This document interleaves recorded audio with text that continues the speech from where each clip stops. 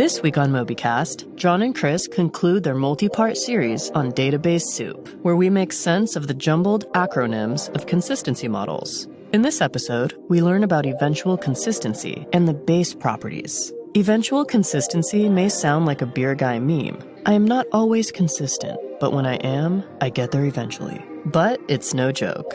Eventual consistency is a key technique for scaling systems, and it's important to know what it is and when to use it. We finish up by summarizing what we have learned about acid and base, and knowing the trade-offs each makes. Afterwards, you'll no longer confuse consistency models with the pH scale of your high school chemistry class.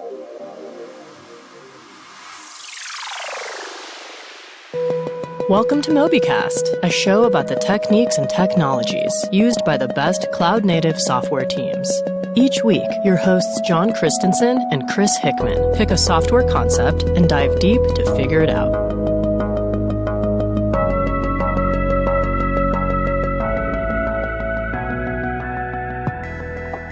Welcome, Chris. It's another episode of Mobycast. Hey, Jon. It's good to be back. Good to have you back. All right, so let's see. I think today we're going to just jump right in because we've got plenty of stories to tell down the road in this episode. No need to keep everybody waiting. Those stories are going to be fun. We're still talking about database soup. So this is part 3 of 3. I'm holding myself to it this time. So we've already talked about acid and the cap theorem. And today we're going to talk about base. Chris, do you want to do a little bit of a recap where we've been? Sure, yeah. So, we're calling this series database soup because there's these terms that are thrown around with databases and actually just in general distributed systems. And so we hear terms like acid, cap, base. And so we do want to spend some time in future episodes of Mobycast kind of talking about like what's happening in the database world where, it used to be just relational database systems and now it's kind of expanded where kind of go into this philosophy of purpose-built databases where we have different types of databases based upon use case. And so you're telling me that this whole 3-episode series is just to lay the groundwork so we can talk more about databases? Absolutely, I am. Right. All right. So here we go. Yeah, I mean, buckle in, everyone. I think it's gonna. Things have gotten complicated for sure, right? Like it was pretty straightforward when you had a single type of database, a relational database system. And keep in mind, for the most part, that was the state of the world up until like 2000. Like this is pretty new. And so now we're seeing just different, so many different types of databases, right? Whether it be wide column or document databases, graph databases. We're now seeing databases built around time series data, databases built around storage and media and streaming and whatnot. So it's really kind of exploded, but these are distributed systems and they are kind of governed by, basically we have to talk about consistency models. So because we're always talking about databases that are bigger than a single node can handle, we need to have multiple nodes in a system to scale it out. And so how do you keep those things consistent and how strict are you with that? And that's where terms like acid, base, and cap come into play. And so that's what we're talking about. Right. And even higher than that, like the whole point of a database is like you probably care about your data. So consistency of data is like, it's the name of the game. If I'm going to bother storing it, I probably care that what I stored is right. Kind of. And just remember, it gets a little tricky because consistency does mean there's different types of consistency. Yeah. Right. So there's consistency. But that doesn't stop you from caring, right? Like you just may have a little bit of like relaxation in how you care. You still care. Like if you didn't care, you wouldn't store it in a database, right? If it was just like, oh, this is ephemeral data, it never is going to mean anything to me. I'll just let it go away. I'm just going to release that memory. Sure. Right.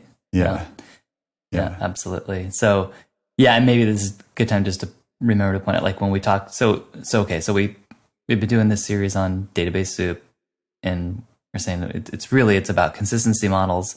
And so we're going to explain that over 3 acts. And so in part 1, so it was act 1, and that was all about transaction processing and discussing the ACID acronym. And we learned about transactions and what the ACID properties are, the 4 properties are, and what makes them unique and and that's a very strongly consistent model with transaction processing and ACID.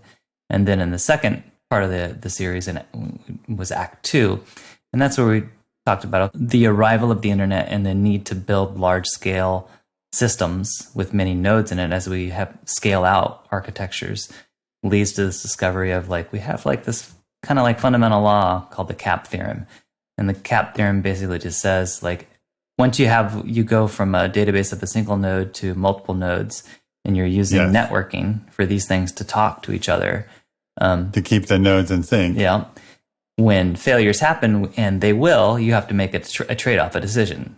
Do you let the operation succeed, in which case you're not consistent because not every node in the system will now have that same data. So you're valuing availability over the consistency, or do you fail it and so that your system does remain consistent? And when you do that, then of course you're not as available. And so that is kind of basically the root of the CAP theorem. And again, it was kind of this was a discovery, if you will, that was made just by the practice of building these large scale systems and just observing the fact that errors are going to happen, network problems are going to happen, and how do you handle those two? How do you handle the failure mode? And it's that binary decision of, do you proceed, in which case you do, you're no longer consistent, but you have availability, or do you fail it to stay consistent, but now you failed, so you're not available. And that right. And we told that story of Eric Brewer, and I gotta say, right now in my mind, I have this image of Eric in this meeting where he's trying to explain to the product team, don't you get it? And he slaps his hand on the table. You can't have both. We have to make a decision. It's like a law. And then he goes away and he proves it. Maybe if we got Aaron Sorkin to screenwrite this, then maybe maybe I was wait, maybe it would go down that way. Did I say the guy's name right? No, Eric Brewer, and then Aaron Sorkin is going to do that. Yes, he's going to do the screenwriting. Yeah, okay, indeed. So just kind of the social network dramatization, right, of Zuck. Yeah. Maybe we could do the same thing with Eric Brewer. So yeah, I mean, it's. Chances are he was actually talking to a bunch of other fellow computer scientists, and they're like, "Duh, we know this. You don't have to tell us." But I think it was more probably the lament of man, it's hard building these big systems where lots of things can go wrong and will go wrong, and the bigger you get, the harder it is. For sure. So that was Act 2, and then so today we're going to finish up with Act 3, which is basically kind of coming to terms with this concept of eventual consistency. And that really kind of allowed us a path to now scale to much bigger systems, realizing that we have this constraint with CAP. And so we're going to talk all about that today. Cool. I can't wait. Yeah. So why don't we... All right. So here we go then. Yeah. Let's do it. So let's just... Right this second. Let's just dive right in. So eventual consistency. And so what is this, what's the motivation behind this and what does it mean? And so it really arises again so this is now the early 2000s, and, the internet is just exploding. Big, things like Google have now had, 3-4 years under their belt. You have, I guess, Yahoo, Microsoft, of course, AOL, things like chat systems like ICQ, Messenger. Any favorite strong brands you can remember, John, from the time of just big popular? Yahoo Messenger for sure. Mm-hmm. Yahoo Messenger for me was I had my life before Yahoo Messenger and my life after Yahoo Messenger. And the difference was that after Yahoo Messenger, everybody I ever met, I kind of stayed in touch with forever. Mm-hmm. And before Yahoo Messenger, it was those people, maybe I'll never talk to them again. And actually then Facebook corrected that problem when it came about, and all these high school people and stuff reconnected with me. But there was that short little period of time where Yahoo Messenger was kind of my connecting device. And it was real. And some people were in Camp AIM and some people were in Camp Yahoo Messenger. Right. But for me, it was YAM. Yeah.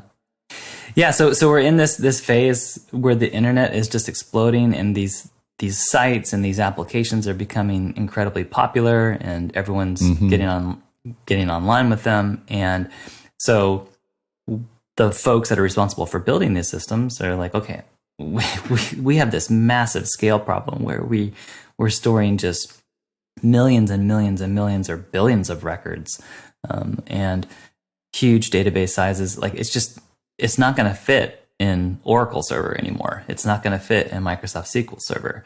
We have to kind of rethink this. And so it really was like this rethinking was necessary in order to scale. And so people started looking at it, it's like, well, what are we storing here? Like, what type of data are we storing? Is it really relational? Does it really need to be strongly consistent? Or can we kind of take into account the environment that we're in and the applications that we're using and apply some different constraints on this so that we can scale out to much larger systems? And so it really kind of gave rise to this concept of eventual consistency. Right. I want to kind of tease that one thing you just said, like, is it really relational? I think that's so important, and it has so much depth. That one sentence has so much depth in it. Without going all the way deep, I think the thing that occurs to me when you say that is just like, if I change the data in one place, does it matter to, some other part of the data, like that I might be trying to read? Does it even matter? Like, is all the data related to the other data, so that I've got to be very careful to make sure that one update is completed and done before I do a read? I think that's the assumption that was in that statement. So relational data is definitely, it's data that fits into the relational model where it's organized into various tables, and each of those tables, they are linked to each other, right? With these constraints, whether they be foreign keys, or other constraints, or maybe triggers or whatnot, but they're all kind of interwoven, right? You can kind of think of it as like a web of data where, and we talked a bit about this back in episodes 39 through 43, about just the birth of NoSQL. And really, relational systems were built because storage was at a premium.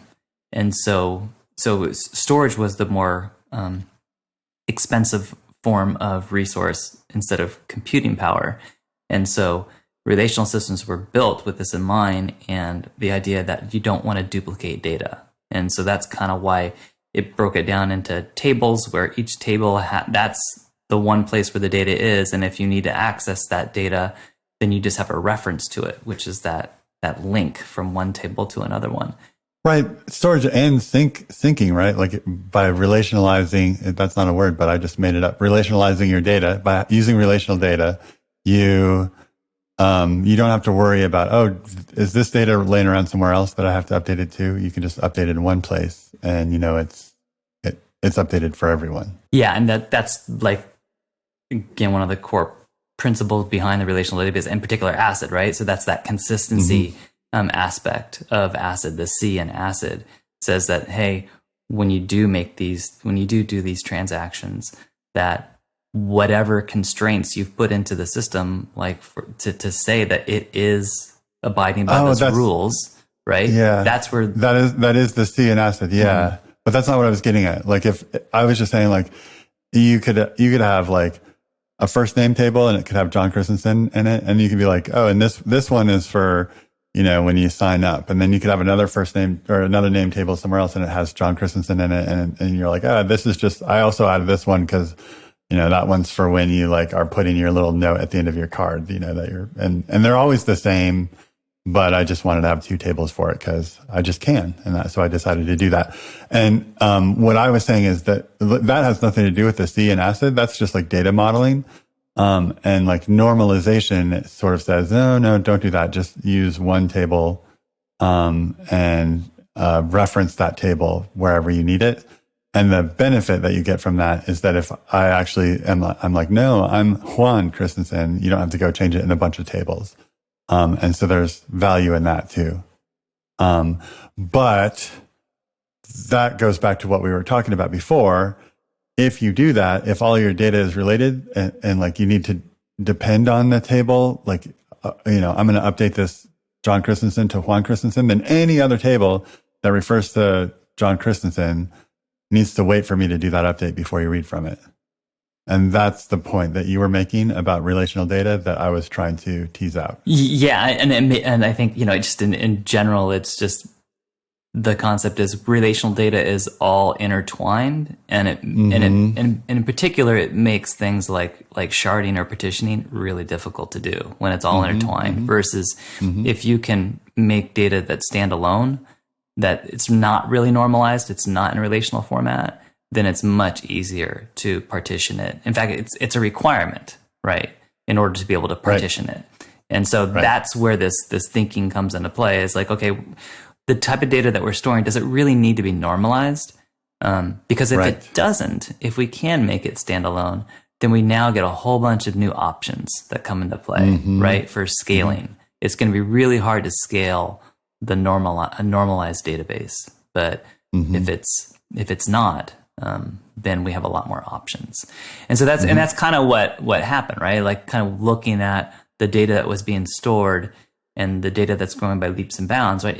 It's not relational data. It really was like just they're isolated units, packets, if you will, of data. So it's things like, user preferences. Could be like messages from a chat system. And yeah, there might be some redundancy there, but having a little bit of redundancy, again, opened up lots of different options for like when we started thinking about like, well, how can we make systems that scale much, much bigger? Right. And in like a social network system or a chat system, for example, that you're going to be getting people their own chat history, and you're not going to be doing queries like, give me all the chat messages across all users that talked about Fresno. Like, that's just not what the system really needs to do. No, that's what the hackers are trying to do. Yes. People breaking into your system and security breaches and whatnot. So yeah, absolutely. So that was kind of like this other thing that like just kind of hit us like a brick in the head is like, okay, like things don't have to be normalized anymore. Like, in fact, they're not going to be going forward. So like, let's use that to our advantage as we build out new systems. And so, one of the big ideas that came out of that is this concept of eventual consistency, where again, because the data is not intertwined, and it can be standalone and be isolated, having like this, making it strongly consistent is not as important anymore. And it gives rise to some, again, more flexibility in our system. And so much so that this is the third acronym in our database. It's called BASE. So 4-letter acronym. And so this actually doesn't have 4 properties. It has 3. Obviously, like the reason why this caught on is we talked about the recall in high school science of the pH system, and we have acid on one end, and then we have base compounds on the other end, right? So, and bases are slippery. Bases are slippery, yes, indeed. Yep. Just like the data in these base databases. Yes. So so let's talk about like what it stands for. So the BA stands for basically available, which when you think about it, that kind of sounds funny, right? Basically available, like yeah. Are you available? Yeah, basically, whatever. Yeah. And it's just force fitting to the acronym, I think. Yeah. Yeah. The second one is soft state. So that's the S in base. And the third one is eventual consistency. So that's the E. And really, that's the one that matters. It really is, right? Because all of this kind of boils down to this really relates to the CAP theorem, right? So the basically available is saying that the system is going to guarantee availability, which I'm not sure why. Again, the word basically is kind of like, it's kind of like ish. It feels like. So it'd be nicer if it was like strongly available or always available, right? But and that's really what it's saying. So it's saying a base system is prioritizing availability in terms of the CAP theorem, right? So it's saying availability is more important than consistency, and that's kind of what soft state.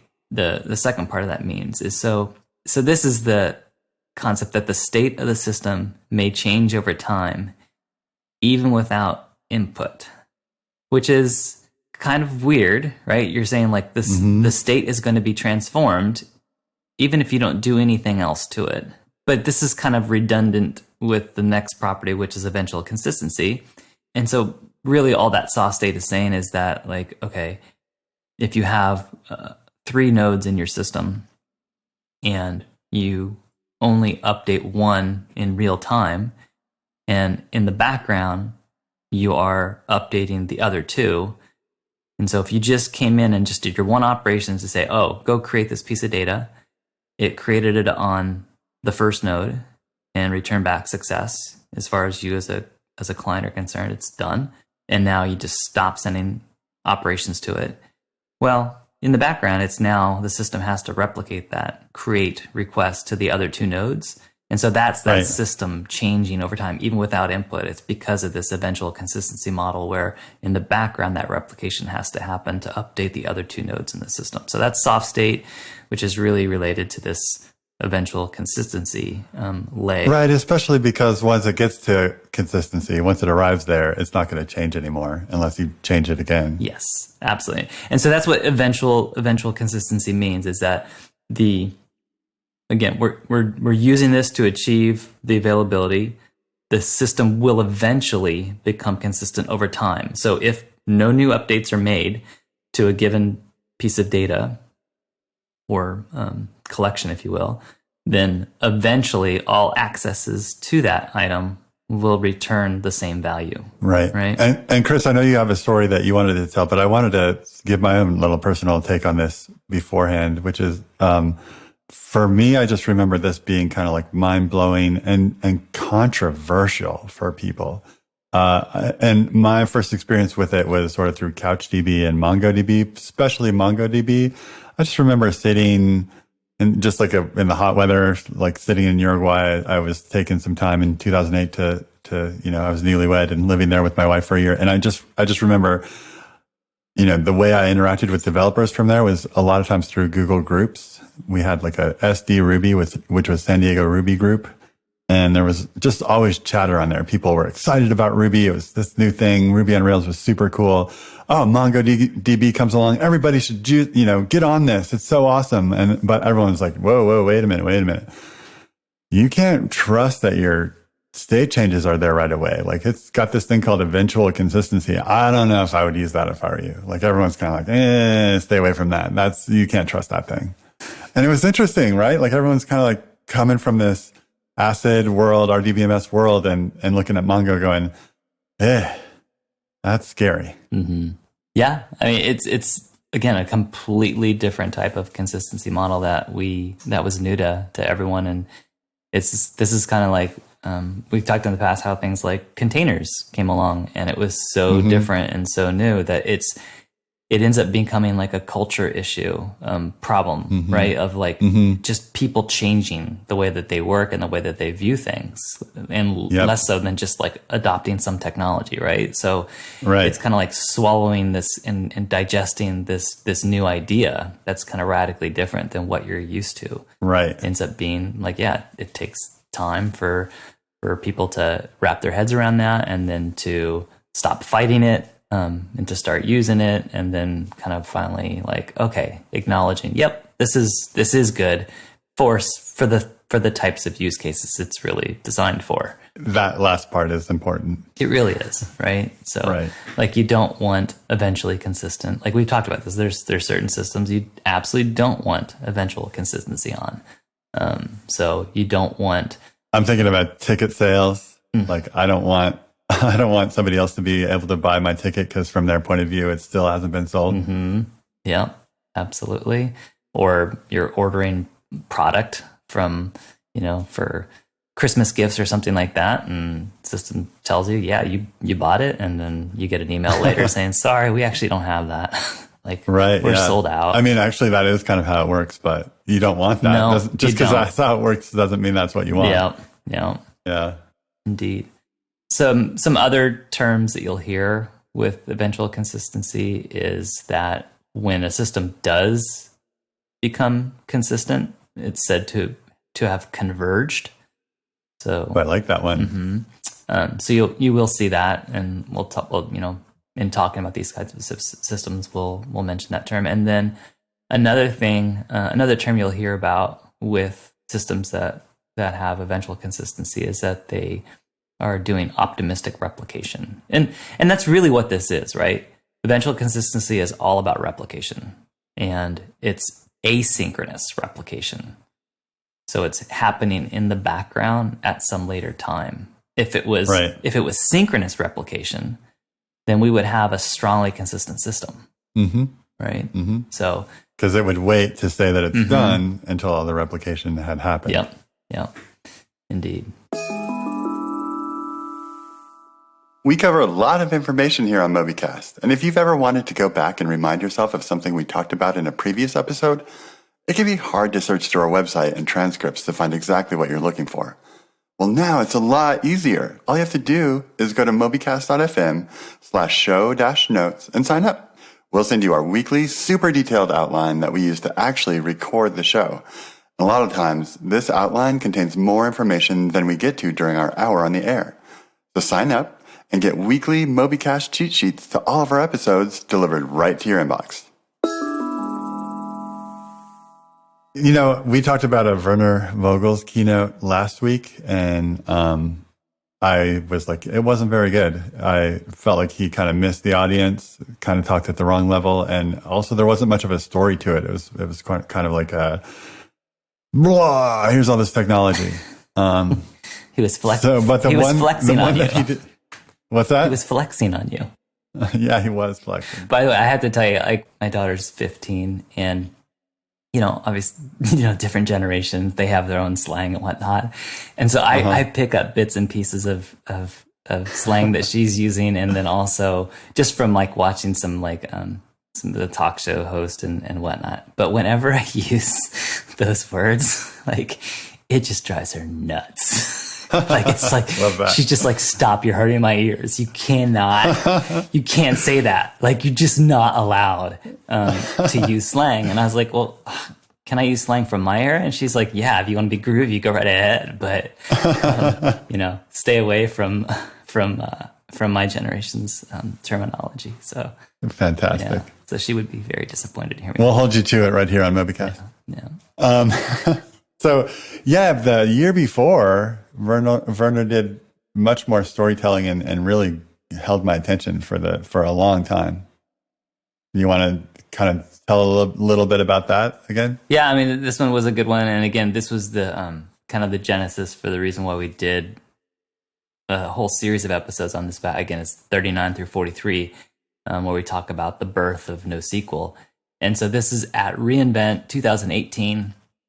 And this is the Werner Vogel's keynote, and he starts off like pretty quick into it. Like I don't know if it was the first slide or it was definitely within the first few minutes. And it's like the slide there it just says something like, "My worst day at Amazon was December 4th." Yeah, already I'm interested. 2004, right? Yeah, and it's like, well, you know what? I mean, that's a long time ago, right? That's 15 years ago. It must have been really bad for you to, to remember this and you're going to tell us about it. So like, okay, so let's hear it. And so he goes on to explain, he's like, well, that was the order deadline for orders to be delivered by Christmas with the free Super Saver shipping.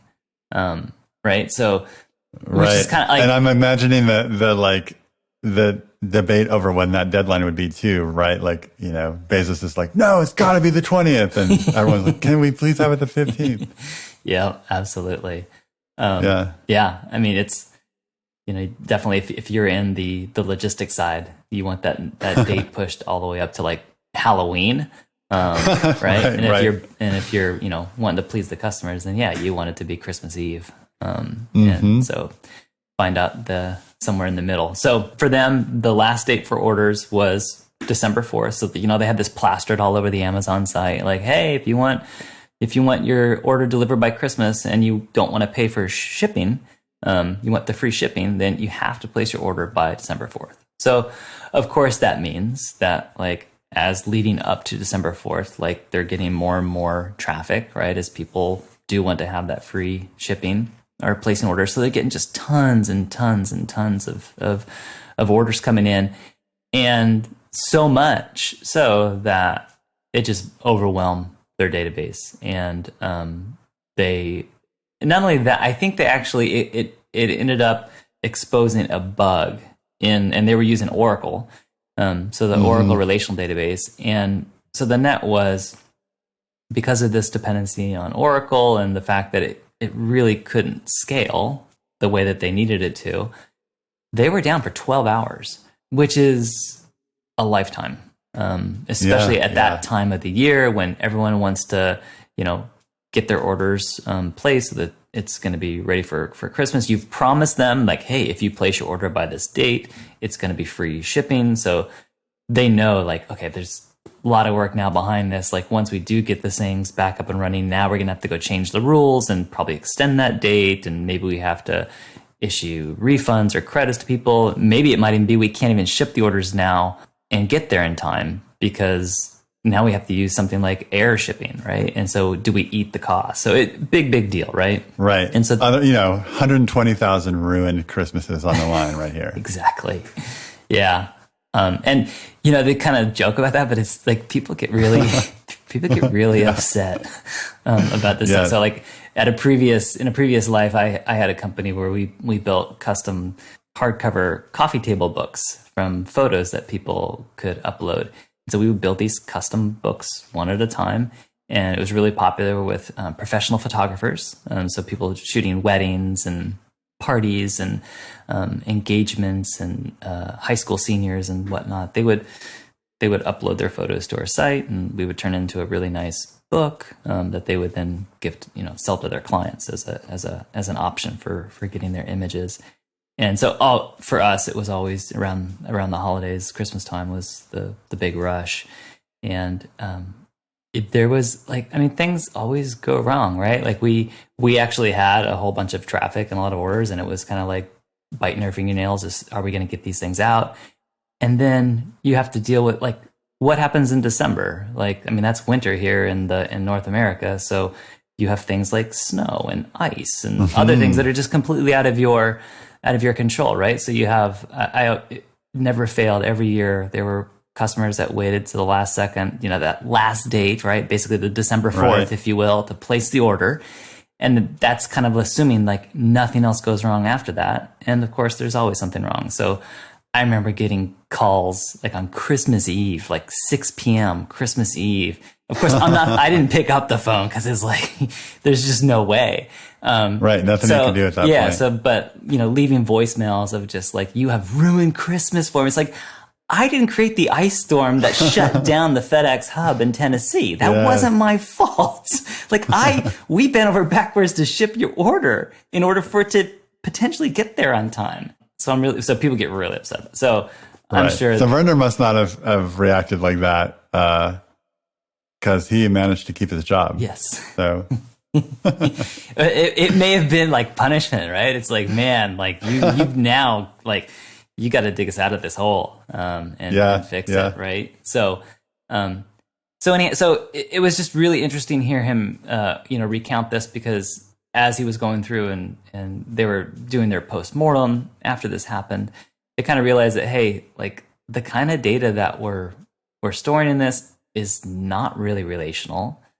So they realized that 70% of the data was single table, single row, right? So not related to anything else at all. I mean, literally, it's atomic data. It's isolated data. So 70% of the data fell into that category. 20% was a single table with multiple rows. So they had to pull back multiple rows of data at a time for something.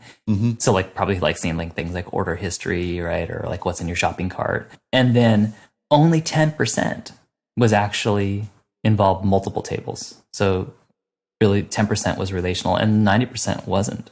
So that was a big realization for them. Right. And I'm just, I'm thinking like they might have already been doing a bunch of data denormalization in the first place just to improve performance of their pages, right? Like they might have already split table, like duplicated data inside their regular relational database, just because they're like, oh man, if we're doing all these joins, like this page loads slow. So let's just make another table that has the same data and that'll make this page faster. So they've already like started moving in the direction of making it possible to have a base kind of database. Yeah, I mean, it would be interesting to know the history there, because I can see it going both ways. I could see it being like this was a function of the fact that it was large code base, lots of people working on it, smaller teams, right? So like there's just duplication in there just because other people aren't aware of it, or you're just having to move fast, right? And so because of that, it actually meant that that was the result, was that it wasn't really highly normalized data. So and I'm just thinking about my own experience, like my own company or not my company, but a company I worked for, Store Perform. We would run up against queries that we'd have to do that would be across a bunch of tables, big joins, and we would do stuff like, again, there was no Mongo, and we would do stuff, either create a view, which is kind of the same idea. A view is sort of like a table that doesn't really exist but does, that just sort of duplicates the data across the join and puts it into a view. Or we would actually create separate tables and just know that we've got to keep that separate table in sync with this other separate table just to speed certain pages up. So it's just a thing that people used to working with relational databases in the real world, as opposed to the academic normalize your data world, had already started doing. And I wouldn't be surprised if they'd done some of that for their own performance tuning. Yeah, I'm sure. Yeah. So, they looked at that and said, hey, we already kind of implicitly knew this. So like, why are we using this relational database to store it? And that led them down the path of eventually creating what became DynamoDB. And, one of the big things with DynamoDB is like, it is it's a clustered database store. And it does offer both options here. Like it can be strongly consistent, or you can be eventually consistent. And I'm not 100% sure of the history, but I wouldn't be surprised if it actually started off as eventually consistent was the default and like the only option, and then the strongly consistent became available later. Because, again, this is one of those things, like if you only have a single reader that's interested in the data, and you can do things like direct them to the same node that has the data that they wrote it to, then you're basically doing the replication for redundancy to deal with the case, like if there's failures that happen with like just storage failing. Right. So you can, there's techniques that you can use there where eventually consistent works really, really well. Again, think of it as replication, and then DynamoDB has been updated so that if you choose to, you can require strongly consistent. But again, CAP theorem applies here. So it's like, if you go with strongly consistent operations in Dynamo, then you may have a issue with either performance or availability at the cost of that strong consistency. So well, I guess I want to get into one little thing that is sort of nuanced, and that you kind of just touched on it, but I think it's worth thinking about. One is, it's the difference between sharding your data and sort of putting machines or power behind the data in each shard. So like, say you're just like, well, we know that whenever we've queried these users, and let's say the shard is geographic. So the California data never cares about the Colorado data. So we can just put those two pieces of data in different disks. They're just not co-located whatsoever. And not only that, we can put different compute behind each of those disks. So there's a whole server that just deals with Colorado data, and a whole different server that deals with California data. And so we can split those out, and then that lets us scale a little bit more than if we had, one server and one disk. So that's sort of sharding. And I think that Dynamo has that. Well, I know that obviously Dynamo has that. And regular databases, RDBMS databases, kind of don't account for that very much, or at least they didn't at the time. And then there's what you're talking about, which is also just this, like, being careful with your data, making sure that it's reliable. So, well, all my Colorado data, I don't want it just in one disk. I want it, to be really, really I want to make sure that it's there in that disk and that it's in a disk that's on the other side of the world in case this disk gets damaged by a hurricane. And that is a different thing to just like making sure that Colorado data and California data, like they don't need to mix with each other. And so they're both like the second one where I'm also putting the data on a disk on the other side of the world. If I care that that data is written on the other side of the world before I let anybody read any data from anywhere, then that's like strongly consistent. Whereas if I'm like, well, let me just at least write it here close to me, and then I'll worry about getting it, I'll worry about it being on the other side of the world when it gets there, then that would be eventually consistent. So it's sort of the difference between sharding, which is a big part of what Dynamo was all about and making possible, and then that eventual consistency. So there's sort of like that sharding piece is kind of missed. It's like it was just as critical and just as important in this evolution, but it like base doesn't cover that. Exactly. Yeah. And that's kind of it's a whole nother facet to this, and that it enabled scalability. And because it's not part of base, that's why I just kind of try to tease out like what is it about Dynamo that is eventual consistency, and kind of what are some of the use cases that would enable you to take advantage of that for scale and for performance, right? So it's looking at the data, what you're looking at. Again, like, why are you doing the multiple copies of the data? I mean, there's two reasons. There's at least two reasons. One is for scale, right, where you have multiple readers, and a single node can't serve enough readers, and so that you scale that out, right? So you can have multiple readers across multiple nodes, or you're doing it for just fault tolerance. In case something goes down. So you may or may not need strongly consistent if you're doing it for scale, right? If you have multiple readers and they're all accessing all the nodes, right? You have to look at your data and decide, like, is it really important for them to have a strongly consistent, even if they are multiple readers accessing it? Because there's examples, like it could be like a social feed, right? Where clients are polling every 5 seconds. And it's like, you know what? If some client polls and what they're seeing is 5 seconds older than someone else, like, it's not a big deal, right? Like it not a big deal. They will be just fine. So something like that, you don't need to be strongly consistent across that whole system. And then kind of the point I was getting at is like, if your set of readers and writers is very constrained, and it's such that you can kind of isolate them. And part of this does, go into things like partitioning and cell-based architectures. But if you can kind of narrow it down to just that, so like a session-based reader-writer type operation, then you can take advantage of that fact and say, okay, I don't need to be strongly consistent because I can always direct that particular one at the master, if you will. Exactly. And so, because one place is going to get updated, like that in a model where there's multiple places that need to get written before the thing has converged, that at least one node got written. So if you read from that node, then you're good to go. Yeah.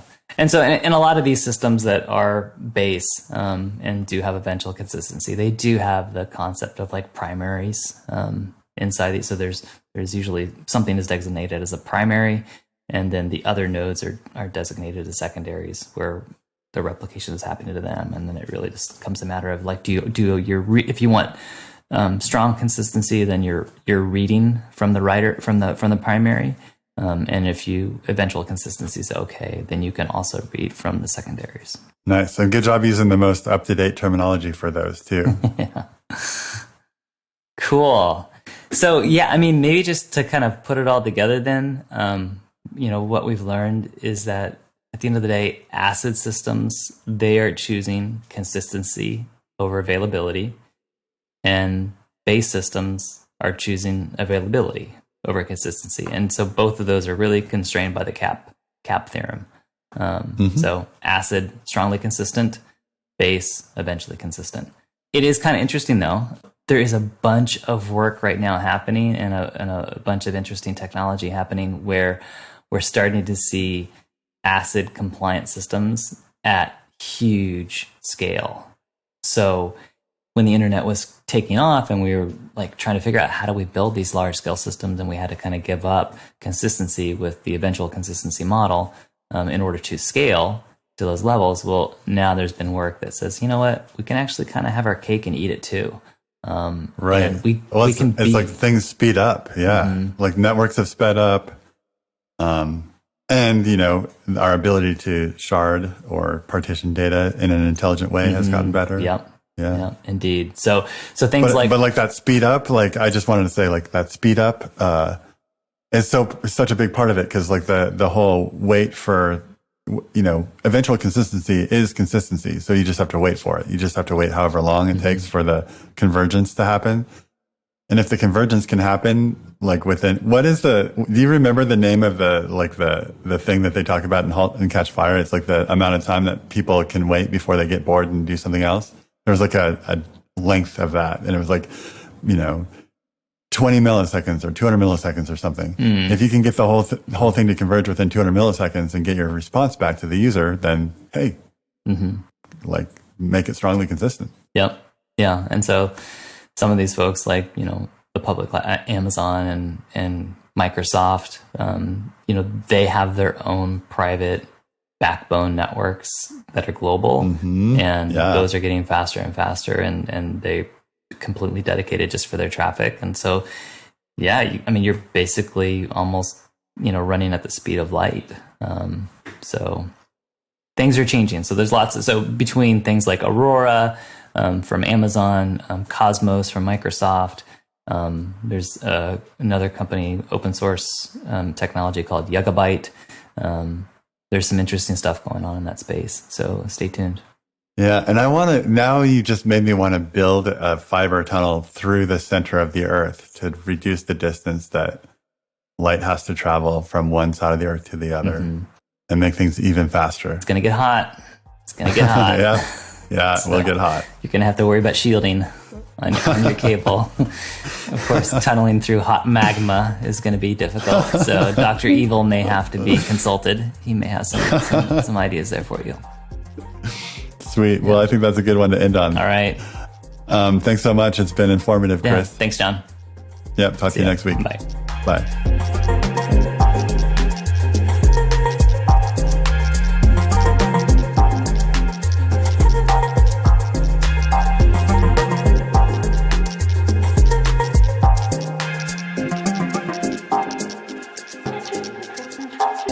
Thanks for being aboard with us on this week's episode of Mobycast. Also, thanks to our producer, Roy England, and I'm our announcer, Stevie Rose. Come talk to us on Mobycast.fm or on Reddit at r/Mobycast.